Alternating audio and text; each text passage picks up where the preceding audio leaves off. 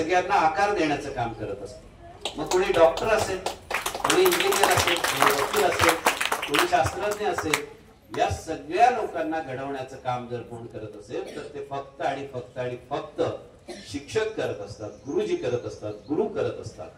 आणि म्हणूनच आपण सगळे गुरुर ब्रह्मा गुरुर विष्णू गुरुर देवो महेश्वरा, गुरुर साक्षात परब्रह्म तस्मै श्री गुरुवे, हे आपण नेहमी प्रार्थना म्हणतो आणि म्हणत असतो। त्याचं कारण असं की गुरु म्हणजे सगळं काही, ईश्वर गुरुच आहे, ब्रह्मा विष्णू महेश गुरुच आहे। आणि म्हणून आपण गुरुची पूजा करतो आणि म्हणून गुरुला श्रेष्ठ स्थान आपण दिले। मला अभिमान आहे की आपल्या शाळेतले सगळे शिक्षक, सगळे कर्मचारी, मग ते कोणीही असो, ते सगळे जण अतिशय प्रामाणिकपणे तुमच्या विकासासाठी, तुमच्या कल्याणासाठी, तुमच्या भल्यासाठी काम करत असतात। आणि हे करत असताना जणू काही हे लेकरं माझेच आहेत, माझ्याच घरातले सदस्य आहेत, माझ्याच स्वतःचे लेकर आहेत असं समजून इथला प्रत्येक व्यक्ती हा वागत असतो। आणि त्यामुळेच तुम्हा सगळ्यांना या ठिकाणी शाळेत आनंद मिळतो आणि हा आनंद तुमच्या जीवनात कायम राहावा ही आमच्या सगळ्यांची इच्छा आहे। आणि म्हणूनच आम्ही अशा प्रकारचे वेगवेगळे उपक्रम या ठिकाणी राबवत असतो। आमच्या या सगळ्या शिक्षकांची जी काही मेहनत आहे, जे काही कष्ट आहेत, जी काही त्यांची यामध्ये असणारी आत्मीयता आहे, ही निश्चितपणे वाखाणण्यासारखी नाही तर आम्हा सगळ्यांना अभिमान वाटावी अशीच आहे। आणि म्हणूनच आपल्या सगळ्यांना मी धन्यवाद देतो।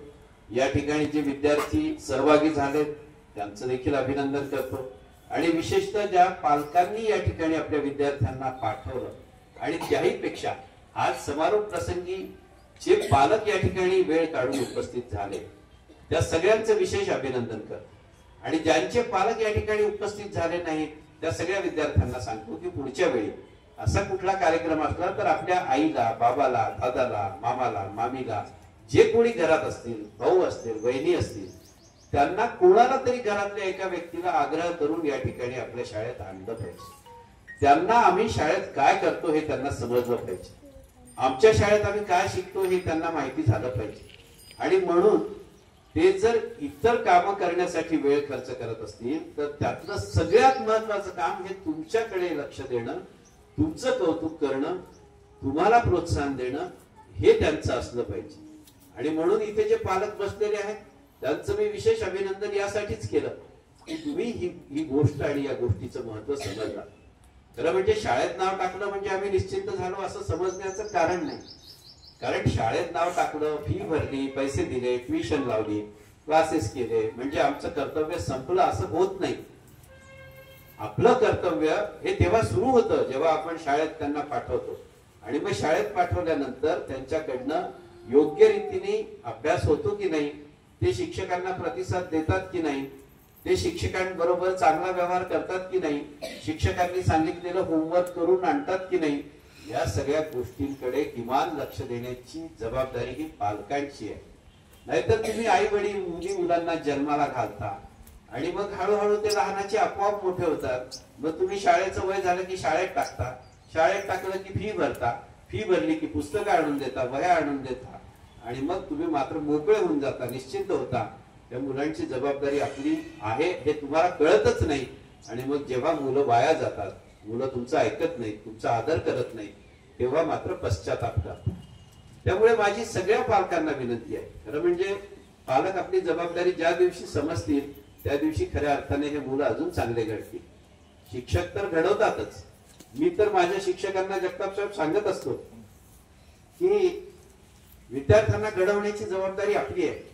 त्यांचे आई वडील अशिक्षित आहेत, त्यांच्याकडे वेळ नाही आहे, त्यांनी आपल्यावर विश्वास ठेवून आपल्या संस्थेत, आपल्या शाळेत मुलांना पाठवलेलं आहे। त्यामुळे खऱ्या अर्थाने त्यांना घडवण्याची जबाबदारी आपली आहे आणि या जबाबदारीच्या जाणीवेतूनच आमचे शिक्षक, सगळे सहकारी आणि मी आणि आमची सगळी मॅनेजमेंट आम्ही त्याकडे विशेष लक्ष देतो।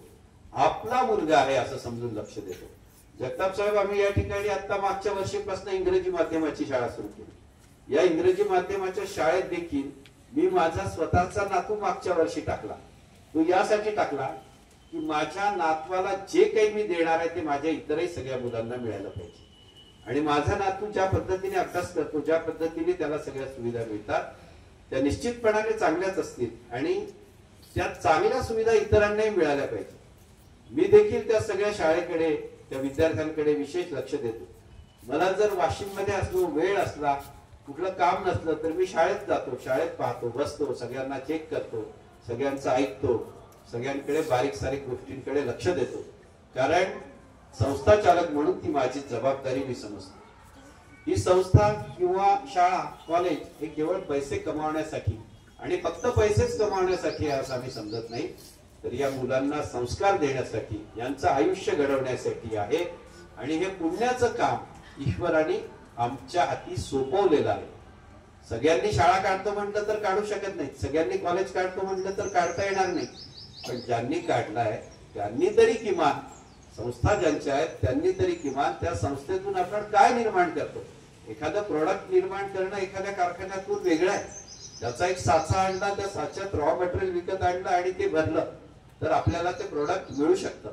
त्याचा साचा एकदा तयार केला, रॉ मटेरियल आणलं, बटन दाबलं, लेबर लावले तर प्रोडक्ट तयार होतं. पण इथे विद्यार्थी घडवताना असं होत नाही.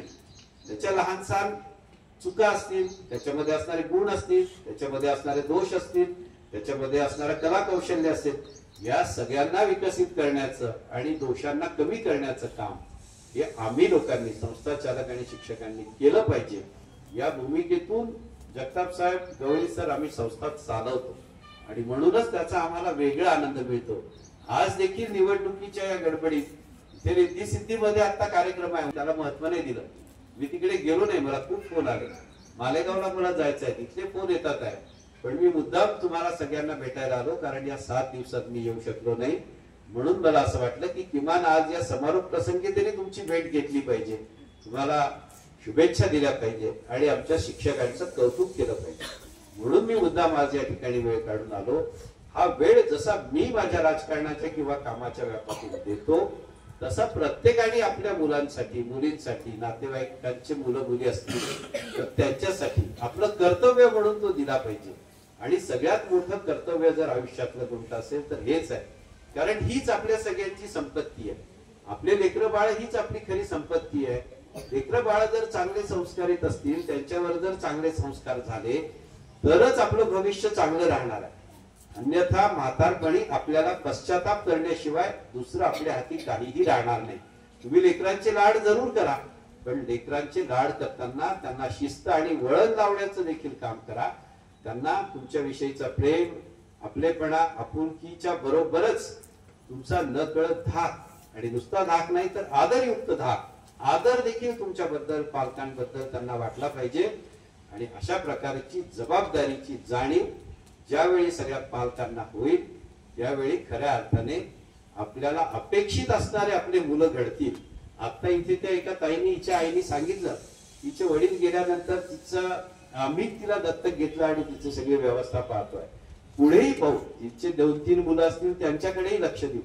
केवळ पैसे कमावणं, फी घेणं आणि मुलांना घडवणं एवढंच आमचं काम नाही, तर समाजातले असे जे होतकरू मुलं आहेत, होतकरू कुटुंब आहेत, त्यांना देखील आम्ही मदत करत असतो. असे अनाथ मुलं तर आम्ही अजून 4-5 मुलं आमच्याकडे घेतले आहेत, पण त्याची कधी वाच्यता करत नाही, त्यांची नावं सांगत नाही आणि त्यांच्याबद्दल काही कुठे बोलत नाही. कारण ते बोलून त्यांचा त्यात कमीपणा होतो, कुठेतरी ते डिमॉरलाइज होतात. त्यांना असं वाटतं की आमच्यात काहीतरी कमी आहे आणि कोणीतरी आमच्यावर काहीतरी विशेष उपकार करत आहे, असं त्यांना वाटू नाही. म्हणून आम्ही या गोष्टीचा उल्लेख कुठे करत नाही. पण हे काम जेव्हा जेव्हा आमच्या समोर येतं, जेव्हा जेव्हा अशी मुलं समोर येतात, जेव्हा जेव्हा असा आमच्या समोर काही प्रसंग येतात, त्यावेळी निश्चितपणे आम्ही समाजातली एक जबाबदारी म्हणून आम्ही हे कर्तव्य पार पाडत असतो. ताई, तुम्ही निश्चित राहा, काळजी नका करू. तुमच्या मुलांना आम्ही निश्चितपणे आपल्याकडे नर्सरी पासनं तर कॉलेज म्हणजे PhD होईपर्यंतची सगळी सुविधा आपल्या संस्थेत आहे. त्यामुळे या सगळ्या सुविधेसाठी तुमच्या मुलांना निश्चितपणे आम्ही दत्तक घेतल्यासारखं त्यांचं सगळं पालन पोषण नीट करू. पण तुम्ही देखील कष्ट करून त्यांच्या सुखदुःखात त्यांना वळण लावण्यासाठी, त्यांच्यावर चांगले संस्कार करण्यासाठी असंच तुमचं देखील योगदान राहू द्या. तुम्ही एकट्या नाहीये, आमचे सगळे शिक्षक आणि आम्ही तुमच्या सोबत आहोत. नातेवाईकांनी मदत करावी, मामानी करावी, काकांनी करावी, हे जरी